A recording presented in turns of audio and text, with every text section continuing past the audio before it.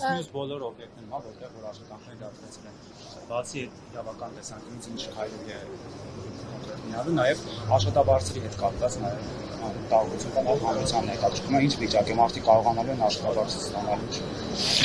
Տեսեք, ես մուլտիգրուպ կոնցեռնի անունից բնականաբար կոմպետենտ չեմ պատասխանելու, բայց այստեղ տրամաբանական հարց կա, որ եթե ամսի 7-ից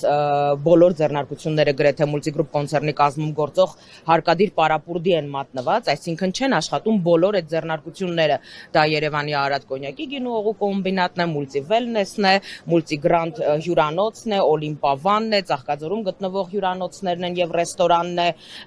գրեթե բոլոր օբյեկտները կապարակնքված են եւ աշխատակիցները հարկադիր պարապուրդի են մատնված, այդ մասով կոմպետենտ չեմ պատասխանելու, քանի որ չի գործում, իսկ ընթացի գործողությունների մասին Նոյ կոնյակի գործարանում արդեն 4 օր է գույքագրում է իրականացվում եւ դեռևս ճակատագիրը հայտնի չէ գործարանի, թե ինչ է լինելու գույքագրման ավարտից հետո։ Արարատ ցեմենտը աշխատում է, ես հիշում եմ, որ երբ որ կապարակնքել էին,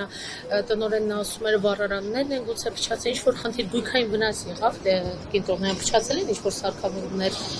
Տեսեք, մենք հենց նույն օրն ենք բարձրաձայնել անվտանգային խնդիրների մասին, որովհետեւ այո, այնտեղ լուրջ խնդիրներ կարող էին պայթյունավտանգության աստիճանի լուրջ խնդիրներ կարող էին առաջանալ, անկեղծորեն առիթ չի եղել տնօրենի հետ այդ մասին խոսելու, բայց ըստ այդ փուլում իմ ձեռքի տակ եղած տեղեկատվության այդ գործընթացը չէր կարող պարզապես վնաս չհասցնել եւ խոսքը միլիոնավոր դոլարների վնասի մասին է, որովհետեւ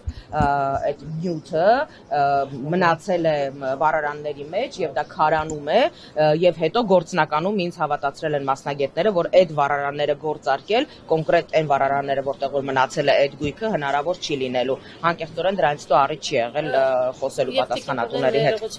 Արարատ ցեմենտի հետ կապված այսքան բիզնեսներից է, ինչու է Արարատ ցեմենտը գործարկվեց, վերագործարկվեց, հասկացել եք իշխանությունը, որ երկրի այսպես շինարարական բումը կանգնելու է, չէ լինելու քաղաքական պատճառով։ Կարծում եմ, որ այո, հասկացել են, որովհետև իրականում շինարարական կոլապս էր ստեղծվելու երկրում, եթե Արարատ ցեմենտը շարունակեր եւս մի քանի օր չաշխատել եւ կարող եմ վստահաբար ասել, որ նաեւ Երևանի Արարատ կոնյակի գինուղու կոմբինատի չվերագործարկման պայմաններում առաջանալու են լրջագույն խնդիրներ, խոսքը մասնավորապես վերաբերում է խաղողի մթերման գործընթացին, մենք գիտենք, որ հազարավոր խաղողագործներ կան, որոնցից յուրաքանչյուր տարի պայմանագրի համաձայն Երևանի Արարատ կոնյակի գինուղու կոմբինատը խաղող է մթերում, խոսքը մի քանի հազար խաղողագործների մասին է, Արմավիրի եւ Արարատի մարզում գործող, այսինքն այս մասով եւս լրջագույն խնդիրներ կարող են առաջանալ, եթե կոնյակի գործարանը չվերագործարկվի։